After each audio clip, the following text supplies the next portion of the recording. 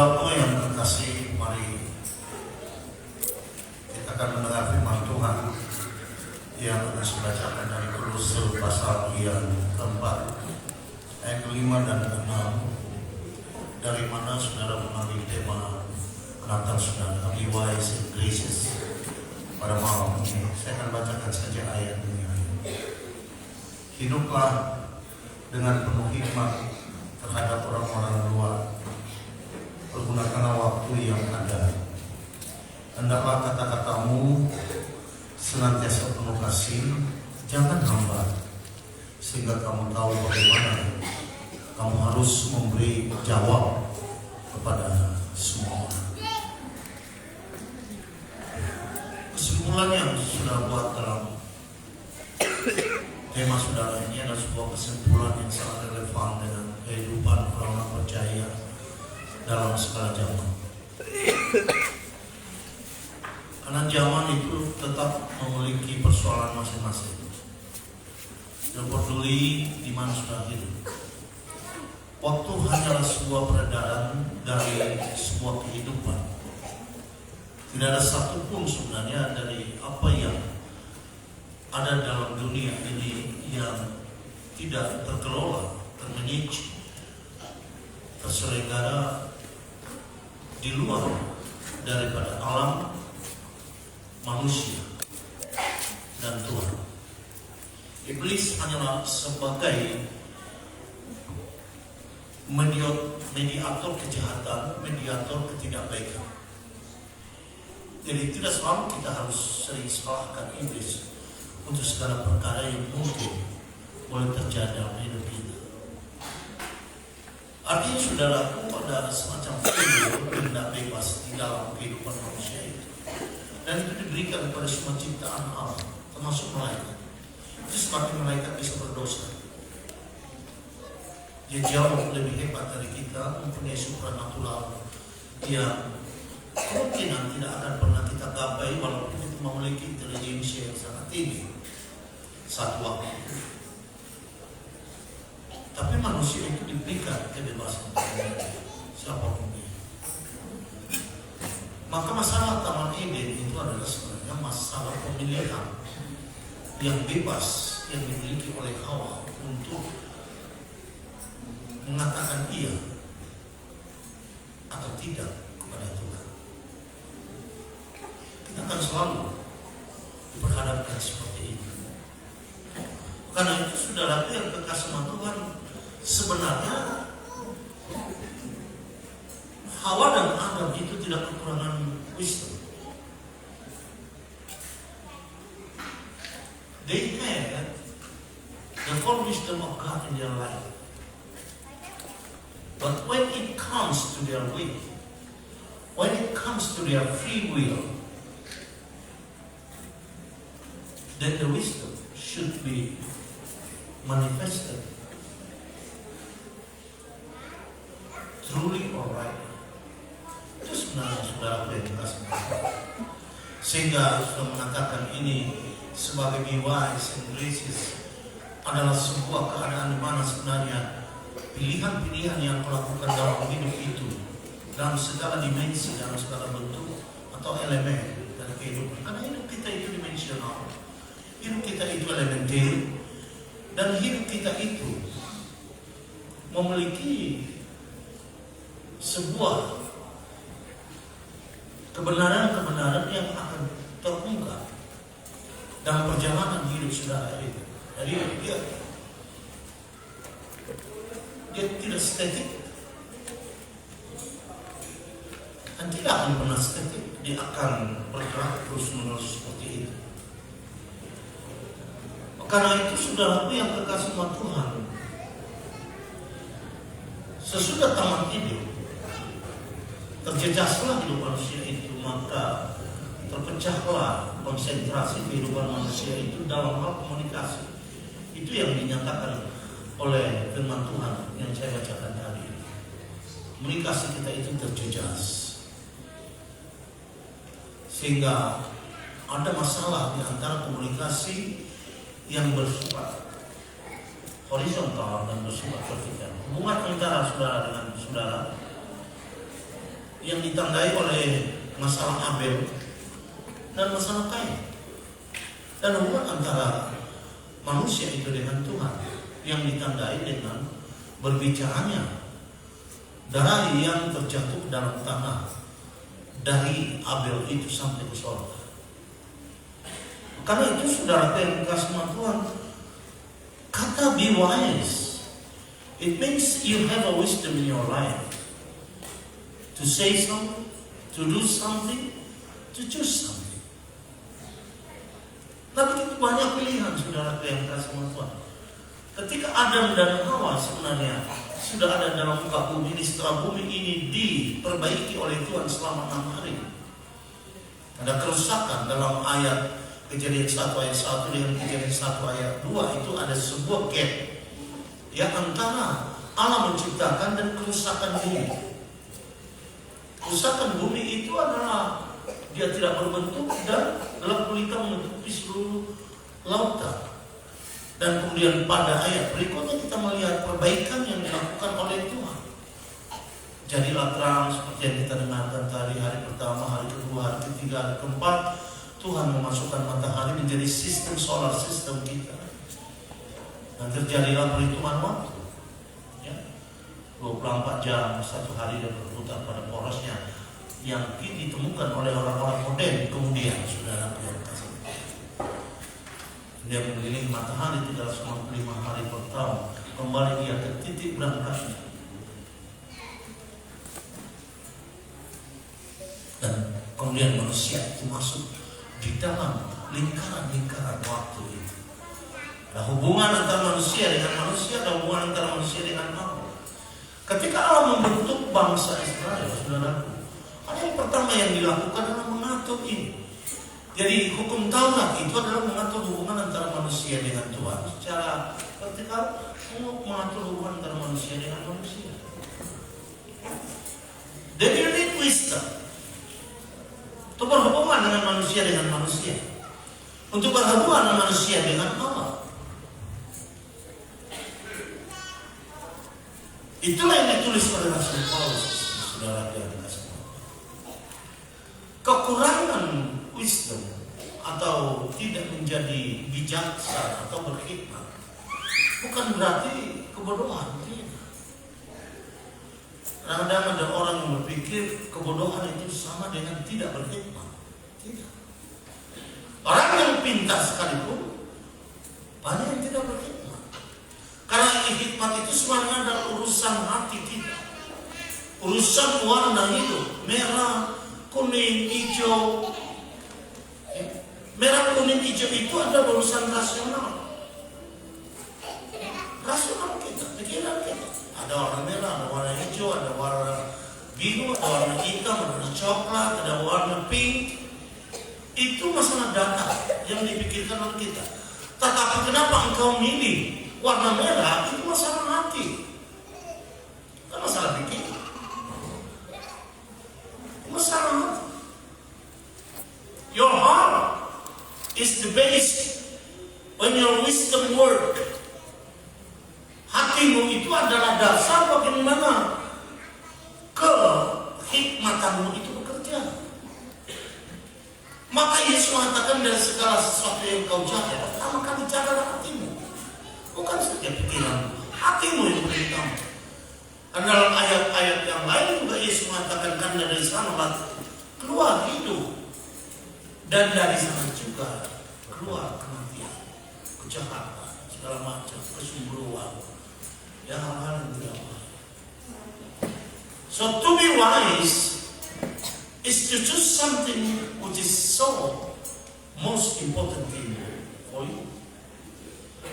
Itu menjadi berhikmat adalah memilih sesuatu yang amat baik untuk dirimu. Karena apa yang kau pilih itulah kamu. Apa yang kau pilih untuk hidupmu itulah kamu. Sekinya 350 hal yang bisa dipilih oleh manusia satu hari menurut psikolog dan psikiater. 350 hal. Kapan kau bangun, jam berapa engkau berangkat, kapan mandi, engkau maju, pakai baju apa sekarang, apa yang kau kerjakan di kantor, atau akankah kau ke sekolah, akankah engkau melakukan segala sesuatu yang terbaik dalam hidup. So you are what you choose. Kau adalah apa yang kau pilih. Dan untuk memilih itu perlu Kristus. Untuk itu, saudara yang dikasih. Karena itu saudara yang dikasih Tuhan, Yakobus mengatakan, jika ada di antara saudara, dan Yohanes juga mengatakan seperti itu, jika ada di antara saudara yang tidak berkhidmat, datanglah dia kepada Allah, maka Allah Bapa pun di surga akan memberikan hikmat kepada engkau. Ini hikmat yang besar. Nah, kalau kita katakan pikiran kita baik, maka otomatis kita berhikmat. Itu namanya hikmat intelijensia. Orang jadi pintar. Tapi yang kita mengatakan banyak orang pintar menjadi hidup dalam kebodohan dan kebebalan. Kalau kita melihat dalam kitab Kejadian pasal 11, Allah mengatakan di situ bahwa manusia itu dapat melakukan apa saja yang dipikirkan. Anything you imagine, anything you think, anything that you think you can do it, you can do it. Apa saja yang kau imajinasikan dan apa saja yang kau pikirkan dan apa saja yang kau pikirkan akan bisa kau lakukan, kau akan lakukan. Itu kata firman Tuhan. Sehingga sebenarnya Allah memberikan kepada kita semua pemikiran yang tidak terbatas. Tetapi saudara yang dikasih Tuhan. Dalam kitab Kejadian 6 kita lihat bagaimana manusia itu tidak memiliki wisdom sama sekali. Menuruti saja nafsu-nafsunya, hukum-hukum yang ada di dalam tubuhnya. Sebagaimana Rasul Paulus mengatakan, aku melihat dalam tubuhku ada hukum-hukum yang lain bertentangan dengan hukum Allah. Widado dia kepamatan midaliku, akabatif nama dalam tubuh batal. Selalu akan kita melawan. Selalu akan kita kemanapun sudah pergi, ke gereja juga sudah akan pergi. Maka sudah akan membawa itu pengawasan lah, kedunguan lah, ya tidak suka firman Tuhan lah, macam-macam. Ya. Jangan katakan iblis yang bawa itu kepada engkau. It's already there. Sudah ada di sana. Maka Rasul Paulus sebenarnya memiliki kunci hikmat itu berkata, hiduplah menurut roh, bukan menurut daging. Karena keinginan daging dan keinginan roh itu bertentangan selalu dalam hidup kita. That's why we need wisdom. Itulah sebabnya kita perlu hikmat. Perlu bagaimana engkau memilih hidupmu itu. Untuk bisa berjalan ke arah mana Tuhan akan memimpin engkau. Susah memang saudara. Dia tidak selalu akan memberikan kepada kita hikmat. Hiroshima Nagasaki adalah bukti. Bom atom itu adalah sebuah produk pikiran manusia yang tercanggih pada tahun itu. Praktikal itu kepentingan manusia.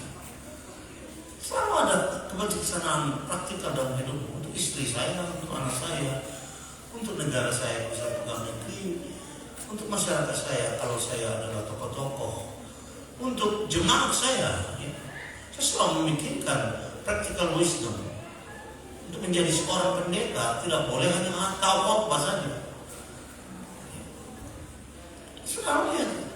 Menara Babel, saudaraku, adalah kebodohan di atas kemampuan manusia berpikir dengan hebat. Karena mereka satu bahasa, satu pengertian, lalu mereka bisa membangun menara sampai ke langit, tetapi dengan tujuan yang terpendam, tujuan yang menjadi rahasia mereka sendiri, menghindarkan erbah. Takut erbah datang lagi. Mereka tidak percaya bahwa Tuhan tidak akan mendatangkan erbah sebagai hukuman atas dosa. Erbah akan muncul hanya karena alam, bukan karena hukuman Tuhan. Nah, Tuhan sudah katakan, ya saya tidak mau lagi menghukum manusia itu karena dosa-dosanya dengan erbah. Orang-orang seperti ini tidak percaya itu. otaknya sangat luar biasa, kemudian dia membangun Babel, dan tidak berapa kali Tuhan turun dari surga untuk mendatangi manusia. Berapa kali saja terjadi. Pada waktu Adam, pada waktu Nuh, pada waktu Nimrod. Lalu mereka mengacaukan komunikasi mereka. Firman Tuhan mengatakan dalam kitab Kejadian pasal 11 itu, mereka tidak saling mengerti satu sama satu dengan yang lain. They cannot understand one each other. They miss the communication. They miss the ability to communicate to the other. Mereka itu kehilangan kemampuan komunikatif dengan orang lain. Seperti kata firman Tuhan ini. Firman Tuhan ini mengatakan, hiduplah penuh dengan hikmat terhadap orang-orang luar. Hidup penuh hikmat. Mereka kehilangan itu.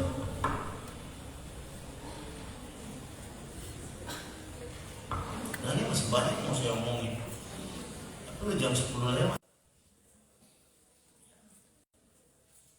Kau bikin nakal yang sederhana saja. Yang nakal. Ini nakal yang paling lama yang pernah saya lakukan. Saya 23 kali nakal. Dan sampai hari ini saya 23 kali nakal. Saya suka dengan perbuatan waktu saudara yang tidak ada wisdom, tidak bijaksana. Waktu, kenapa? Kalau saudara mulai jam 2 tadi, sudah selesai. Tapi saudara mulai jam 7, kita pulang jam 10, saya akan sampai nanti.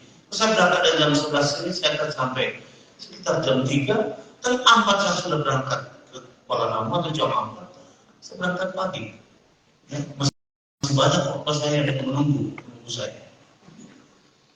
Karena itu selalu memiliki wisdom, memiliki kebijaksanaan. Bukan keinginan saja, bukan niat saja, bukan kerinduan saja, tetapi everything you do in your life, do it with your wisdom. Lakukan semua itu dengan apa yang sudah lakukan. Sudah anggap ini sebagai hikmah yang akan saudara. Dunia ini, menurut Rasul Paulus dalam tulisannya, dia berkata, dunia ini jahat. Maka karena ini jahat, penuh tantangan, penuh perjuangan, penuh masalah-masalah yang bisa kita identifikasi, dan ada masalah-masalah yang kita tidak bisa identifikasi. Maka Raja Sulaiman mengatakan, kalau orang bodoh, malapetaka sudah ada di depannya, dia tidak tahu. Tapi kalau orang berhikmat, malapetaka masih jauh, dia sudah tahu. Apa bedanya? Bedanya adalah when you use your wisdom. Ketika engkau menggunakan wisdom, saya tidak mengatakan kita sudah memiliki wisdom yang hebat dan luar biasa. Tidak. Harus mengatakan aku berusaha untuk melakukannya. Tidak ada yang sempurna. Aku akan berjalan ke depan. Kemudian dikatakan di sini, saudaraku,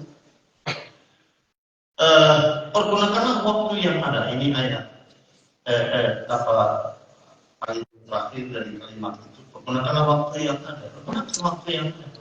Waktu itu tidak akan bisa kembali. Waktu itu sebenarnya definisinya adalah di mana engkau berdiri di alam semesta ini. Jadi kalau kau berdiri di dunia, planet, maka waktumu adalah detik, menit, jam, hari, bulan, yang terjadi. 1 menit 60 detik, 1 jam 60 menit, ya. 1 hari 24 jam. That's your time. Kau bukan malaikat. Ya, kalau sudah pergi ke planet lain, lain beda lagi waktu, posisi mulai, kedudukan mulai. Ada di dunia ini 1 hari hanya 24 jam, 1 tahun hanya 300, 65 hari. Tapi kalau sudah pergi ke galaksi yang lain, misalnya saudara, 1 tahun itu bisa 1000 tahun di dunia. Artinya saudara 1 hari ke sana, 1 hari di sana, sudah berjalan di dunia 1000 tahun. Saudara kembali, tidak ada lagi yang saudara kenal. Kalau sudah lewat 1000 tahun. That's why the Bible tell you to learn. Use your time. Gunakan waktu.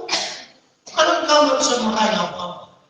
Dalam ayat yang lain, Paulus mengatakan, pergunakanlah waktu yang ada. Dalam bahasa Inggris saya baca, redeem your time. How you redeem? Redeem itu bahasa Inggrisnya untuk menebus waktumu itu. Karena banyak waktumu yang engkau buang hari ini, dan itu tidak akan kembali lagi. Tidak akan kembali. Tidak bisa. You cannot travel time back to where you were before.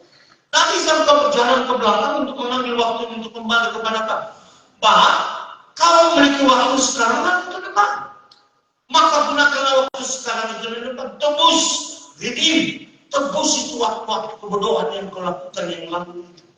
Saya pernah melayani Tuhan sudah 49 tahun. Saya tahu banyak kebodohan yang saya lakukan. Dan saya tidak mungkin menyesali itu saja setiap hari. Apa yang saya sudah lakukan, yang pernah saya lakukan, lalu membuat teropong ke belakang, saudara-saudara. No way. Tuhan mengatakan hari ini. Bukankah Yesus mengajarkan kita berdoa hari ini? Berikanlah kami pada hari ini makanan kami yang secukupnya. The basic life of your activity is today. Artinya basis hidupmu dalam perjalanannya itu hanya hari ini. Besok belum tentu kau memiliki itu. Yang kemarin belum bisa kau ambil. Gunakan waktu itu. Jadi jangan buang-buang waktu. Jika kau memiliki kebodohan waktu zaman yang lalu, tebus itu sekarang. Lakukan yang terbaik. Ya. Kalau saudara tertutup.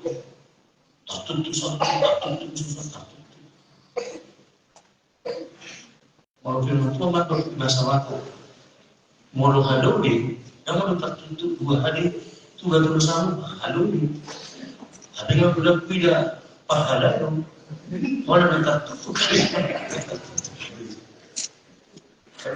Garuk kalori moto. Nah tertutup gimana sih? Wah, di masih gimana di mas tertutup nih? Haluli. Apa lalu? Karena itu saudaraku, saya menganjurkan kepada pemuda-pemudi, karena you are the generation right now. The good generation will produce the next good generation. Generasi yang bagus hanya menghasilkan generasi yang bagus. Generasi yang salah kan selalu menghasilkan generasi yang salah.